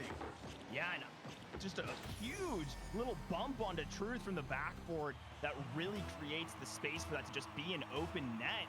And as we're saying, Auburn, they've got a chance to come back into this one. And William and Mary, again, just struggling with some of these tighter options that Auburn are looking for. They're getting disruptive, maybe taking some notes off that Bowling Green game where you got to get in your opponent's face to make him awkward, make him think, and potentially freeze up on the goal line. As Truth able to send one away. But this last minute of play, Auburn, they're fired up, they're looking aggressive, and now a Doomsy attempted. It's just a setup, and we're tied up. It's a perfect setup. Just the control here. Dolphin gets absolutely stuffed out by Josh Mango, and then even the follow-up, Pilot can do nothing about that bump, and it's an easy follow-through for Dreskel to tie this game up at 3 apiece with 48 seconds remaining here. Oh, this is a tough spot, though. Off a kickoff, Brett will be able to make the save. Goddard now trying to find a challenge, but it goes awry. Back into the blue half, looking to launch this ball over. Will get redirected down into the yellow half, so William and Mary with possession, but only for a moment. That's a giveaway, but Truth gets it right back. He's going to run out of boost, but he does pick up this corner. Pilot doesn't get the touch, and it's on target! Threat with the brace, and the lead for Auburn! You can't make these kinds of mistakes. So close, it's a rough angle.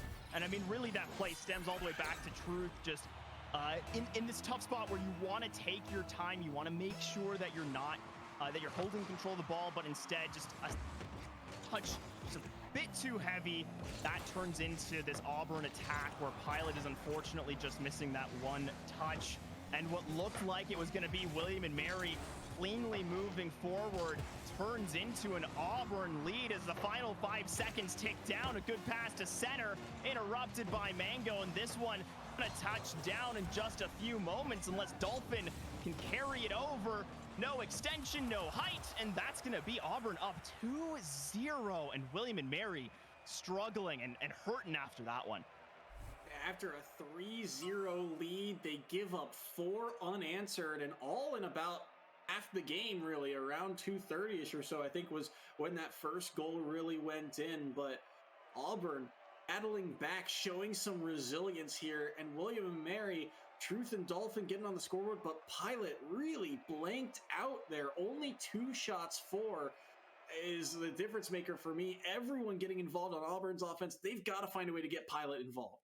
Yeah, I think so. And it's to these points where Pilot gets set up as this defensive third man and sometimes winds up set up as that finisher. And I think that Dolphin and Truth are your primary strikers. Maybe shift up that approach, have Pilot try and lead the way, get some of these demos, put a few offensive bumps into play, because we've seen that when Pilot is able to get in your face, they're a very dangerous player. And of course, Dolphin and Truth very happy to just run it back and create the kind of space necessary. As there's a nice reset. Pilot looks for the finish, not quite quick enough. And now we're gonna see the race back from Truth and Dolphin, as that was a good starter approach and some good aggression for William and Mary after that loss. Good to see they haven't let their hopes go down.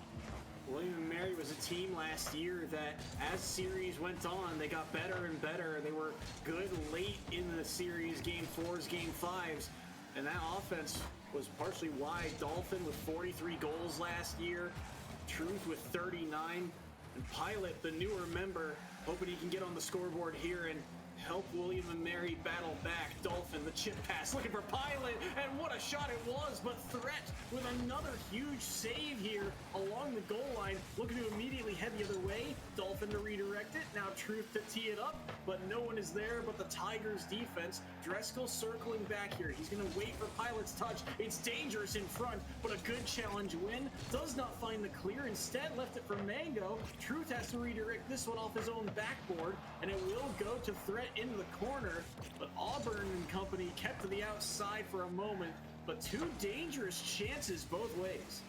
Yeah, and Auburn, I've really liked their defense so far, just staying in front of the ball when it's in their defensive third, making sure that these kinds of approaches, right, like the stinging shot from Pilot, I really love that idea, setting them up for something that's not super mechanically intensive, but certainly the kind of play that William and Mary really likes, where you get everyone involved, as that's a nice stinger again, and Pilot certainly showing some prowess as this second man deliverance.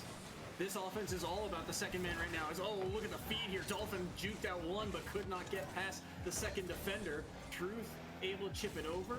Threat now to launch this one into the yellow half, but William and Mary's offense, that second man, that tee-up shot, it's about not letting that challenge come through, and that's where that distance strike is coming in for William and Mary. Truth and Pilot are up for this one, but Mango makes a save along the goal line, redirected out wide, but William and Mary will get the boost, maybe some maintained pressure unless this flip comes through. Truth is in an odd spot, but still, even backtracking, is able to get this ball into the blue pitch. A demo along the wall instead, thought maybe they could race after it, and that's going to free up some space for Dreskel on the bounce shot. Save made by Dolphin. Now Threat looking, maybe Pilot here off the back wall will clear this one away, and with under half the game remaining, it's still tied at 0 apiece, and we're getting physical. Look at the demo game. What an idea! Pilot just steals away. I mean, that's technically an own goal, but honestly, the placement is just perfect. Disruption on the back line, and now you just run right into the defense. That's flicked back and in. William and Mary, I mean, it's a bit of a gift, but to get that first goal again, and especially for Pilot to be the one credited, absolutely what this squad needs. And now Truth with a decent opportunity saved away by Dreskel, but it's still forcing the Tigers to be on their toes. It's a little bit of panic on this Tigers defense. They need to get the ball out, and they do. Truth now sending it forward. Threat will drop it back down in. Truth now backing up. No boost in his tank. He'll be able to pick up this corner. A lot of shots from Dolphin have been kept to the outside, but they're getting on target. They're forcing saves from Auburn. Now maybe a transition the other way. Dreskel looking to get physical once more. Tried to bump Dolphin off the ball. Truth, and I believe that was Mango. No, that was, I believe, Threat going up for that one. Dreskel now looking for the backboard of William and Mary. Chipped up by Dolphin. Going for the air dribble. Doesn't have his flip, so Threat will cut him off. Pilot now with space, opts to launch it to try and beat Dreskel, but it's kept in. Threat's on the far side going up for this ball. Dolphin doesn't find a touch, but luckily everyone on William and Mary is back, expecting that touch to come through. Oh, Mary scary. And I'm glad to see that the team was waiting for that touch to see exactly how they wanted to charge back forward. And it means what could have been a very, very dangerous situation turns into a save, as that one comfortable to take it off the post. I see you, Pilot. Those ones can be a little scary, though, as nearly another open opportunity for Auburn. But with this time play continuing, I think William and Mary happy with this kind of boomer ball. They just want to prevent any good scoring chances. This threat's going to make this one a little scarier. Dolphin should comfortably be able to pitch this one out, gets that second touch in the dunk, and this is what you want to see from William and Mary. Controlled play, keep it in your opponent's half, let this clock run down. Not a lot of time remaining here. William & Mary, they've got the ball on the right side of the pitch, but Driscoll is denied. A chip over top here, immediately sent back on. Look at this redirect. No, doesn't get a touch. Driscoll makes the save. Pilot killing time here, drops down in front of the box, and it's not picked up cleanly, and William and Mary will not go down without a fight. They take one more off the board of Auburn. And we mentioned during the post game of Game 2, Pilot was the standout, and right now they're the MVP. He stepped up 5 shots leading the way, got a save to boot, and of course, while that one goal is technically an own goal, it was placed in a way that it was so tough for Auburn to defend that they just couldn't quite get there. And I mean, just look at this shift from last game, right? 8 saves forced out of the Auburn defense, making them work overtime. 11 shots confirmed from William and Mary. Just those exact kind of 180 you need after going down 0-2, and especially in that reverse fashion. And William and Mary last year, they were such a defensive team. They had the 3rd most saves in the league last year, but they're the ones now applying the offensive pressure. I'm going to say something a little silly here, but it feels like the better team play is just winning. It feels like Auburn's offense in that game in particular was just kept to kind of individual efforts, but William and Mary, you know, when they get those passing plays going, the threat is absolutely there. But then you think back to the games that Auburn was taking and the number of goals they were able to put up, it was off of team play. It was off of playing to set up the second man, the third man in. And so I feel like that's what you're going to have to look for here in game number 4 is who's setting up their teammates better here, because that initial attack is getting kind of stalled. Yeah, it has been. And for William and Mary, it's been Dolphin so far. They've been leading the charge. They've been trying to take 1 or 2 members out of the play and allow their second to just step up and bring it home. And while that didn't quite come to fruition last game, it created enough pressure that Auburn was uncomfortable. They weren't able to make any of their own real offensive drives. And it's plays like this as well, getting comfortable, putting Pilot at the wings, having Truth come to the midfield and take our earliest goal in game number 4. Oh, what an angle this was. Pilot on the redirect, Dolphin on the bump on Driscoll, and the shot from Truth, 64 miles per hour. Hard to react to, especially with all that chaos. You're not sure if your defense is going to get in front of that any sooner. And all of a sudden, William and Mary go up 1-0 here, a minute into the action. Maybe 2. Dolphin gets deleted by Driscoll. Now Mango trying to get something going here off that corner, but Driscoll has to stall out.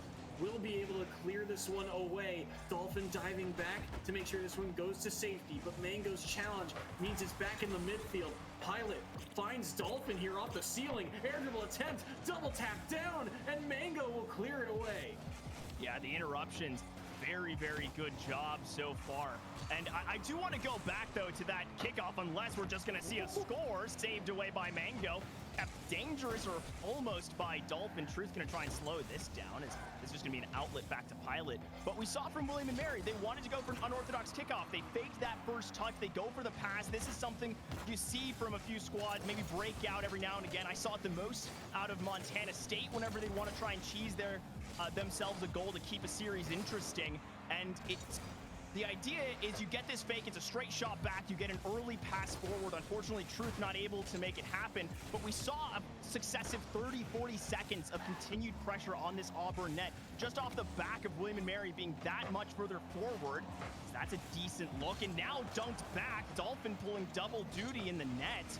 And Auburn's still showing they've got some claws, and those 2 games were won for a reason. As William & Mary, they want to extend this goal lead because I'm sure they're not super comfortable only having 1, and just like that, an open net will do just that. I was just going to say, William & Mary have got to be careful. There's a couple times Auburn had been power clearing this ball. The third man is, racing back, having to make a play. And then it happens to Auburn. The thing they were trying to do to William & Mary, they get punished for. The third man goes too far forward. The clear over top comes through, and Truth strikes true again. 2-0 here, 2:20 left on the clock. Dreskel now trying to put this one towards the net. Mango, hard angle. What a save coming off the backboard there from Truth. Looking for Pilot here. And it just feels like William & Mary, the team play, the transitions, it's all coming together. It absolutely is, and even off of a missed touch from Pilot, there's still the extension from Dolphin turning into a decent look on net. And that's what makes this William & Mary team so dangerous, is they'll leave their third man ready to cover their second if needed. And in spots like this, you have that complete fade in your back line to reset the play. Now Dolphin gonna try and pitch this one out to Pilot, and it's not quite the extension they wanted, but still a little more possession, still an awkward attempt for Auburn, as this will look pretty good. And at that range, a good shot to the inside almost always makes it in. A huge sequence here from Auburn to find one and cut this lead in half with 1:30. But this is off the back of, I think, 3 50-50s that ended up being more like 80-20s. Auburn just won every challenge and found the gap, found the space to get that passing play going. And they're able to cut that short side angle too with some power on that shot. And that's how Auburn cuts this lead down to a 2-1. But William & Mary, they are starting to get back into things. Pilot, though, runs out of boost. Dolphin recenters this one. They'll have to leave it. Mango with a low bullet there that Truth will be able to handle well. Plenty of boost in his tank, keeping this one up high, forcing a lot of boost from Thread, and nearly had the double tap. It weaved its way through, and somehow it's not 3-1. Yeah, that's a big somehow. In those kind of spots, when you see 2 members sent up to try and respond to one dribble, you're waiting for that second man to just drive it on home. But with so many cars in the box, makes life too difficult. And also, I think if you're William & Mary, they're starting to enter a bit of a time mental state where they just want to run this clock down. We saw them take that sort of strategy near the end of last game, and it worked out for them. Not take any major risks, make sure Auburn are kept awkward. And right now, with all 3 yellow cards so far forward, you just got to make sure they keep it clean and they don't let any errant pinches come out of the blue half. Here we go. Short time remaining for Auburn. Not a lot of boost in Josh Mango. He's their top scorer, but he has been very quiet since the first 2 games, and now Truth just not opting to play the ball at all. He got a bump on the threat as well. That one's going to be challenged up to the midfield. Here comes Dreskel. Maybe a chance here to the corner. Kicked up off the ceiling. This one is going to be cleared away. Dreskel has to play this one. Has to play off his own backboard. Can they get under it? No, it's cut off. Truth with the MVP, and William & Mary have forced Game 5.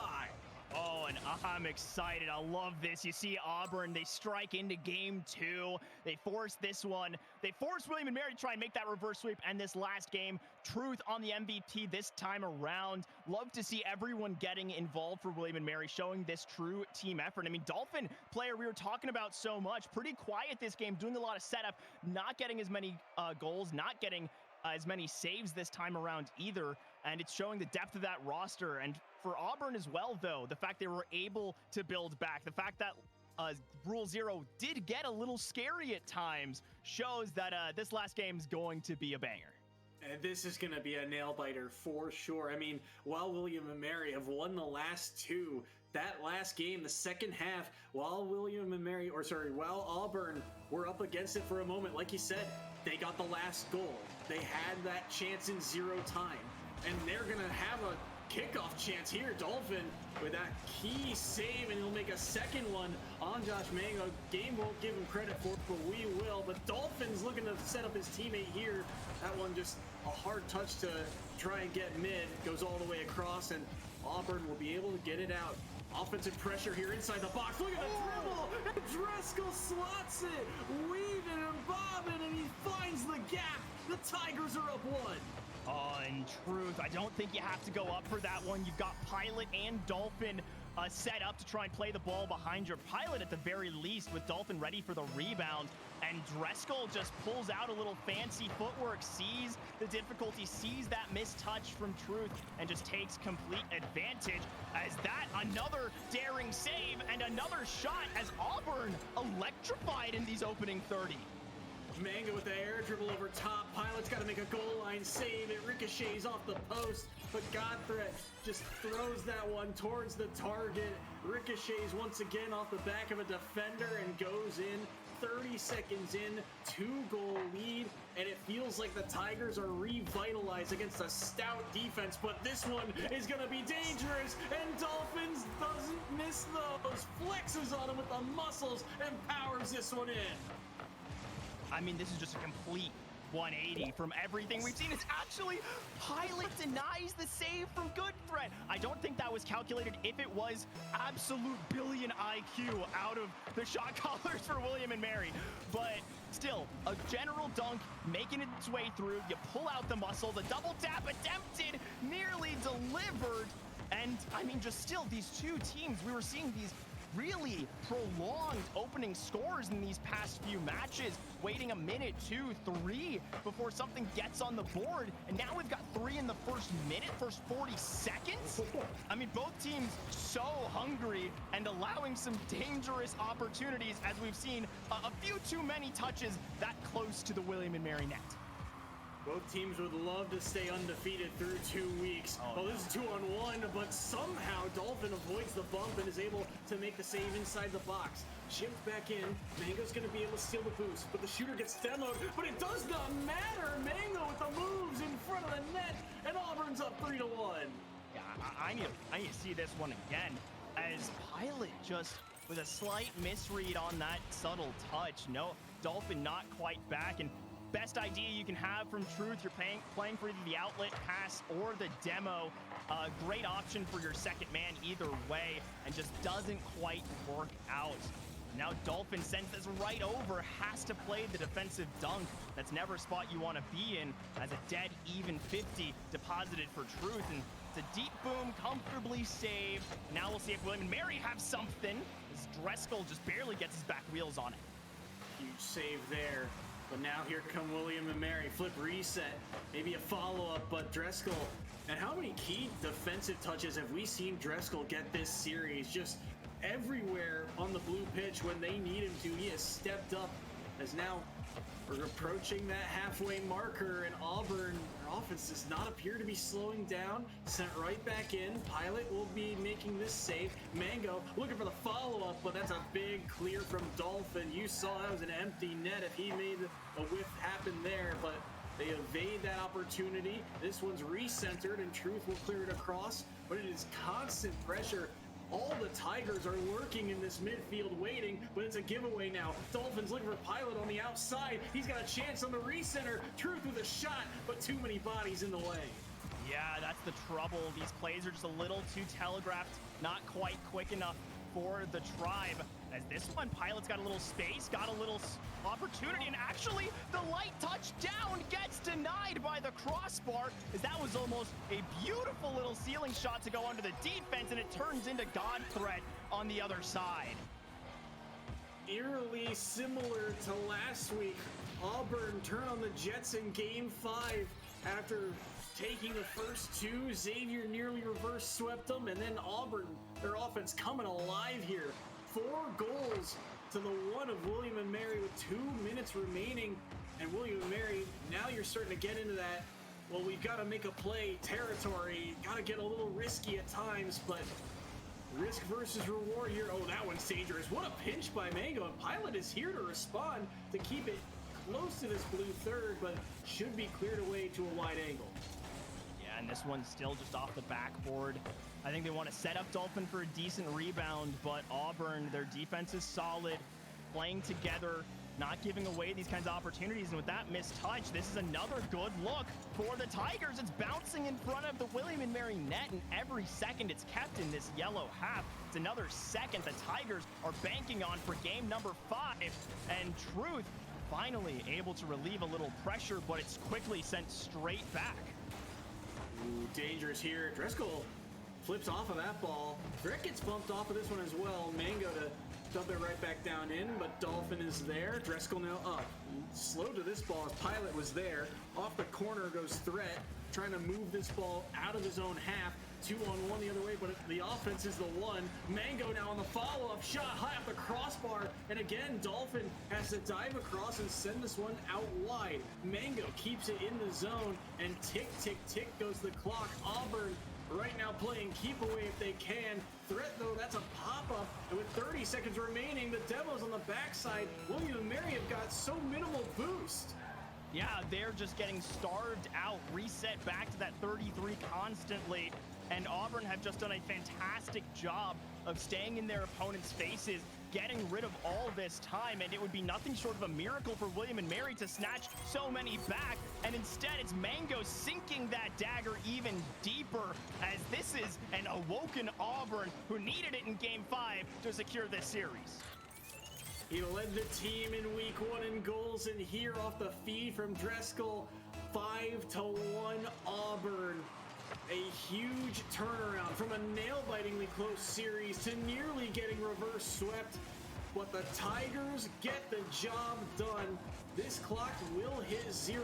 Maybe William and Mary can get something for their own, but not enough. Auburn, what a series.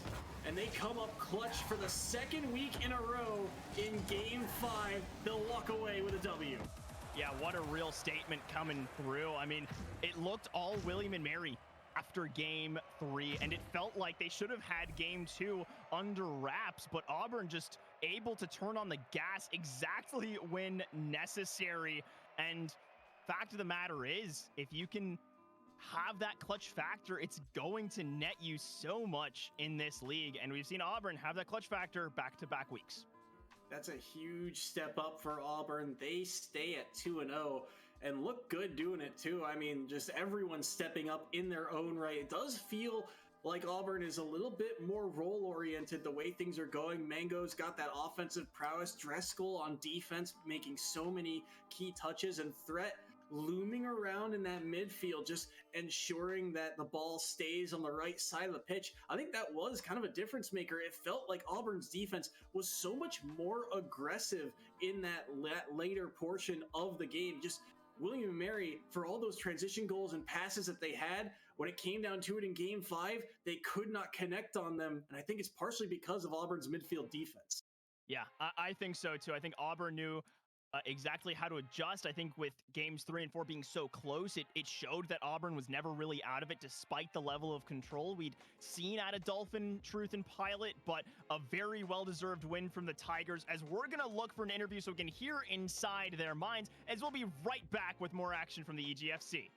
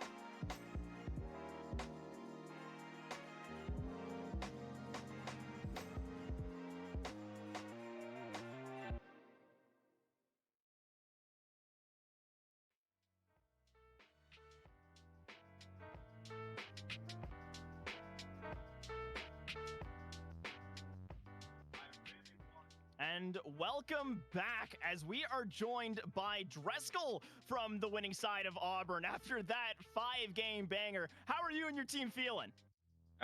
We're feeling good, relieved, because this is our second time going to Game 5 after being up 0-2. So relieved, glad we could close it out, but also make it fun.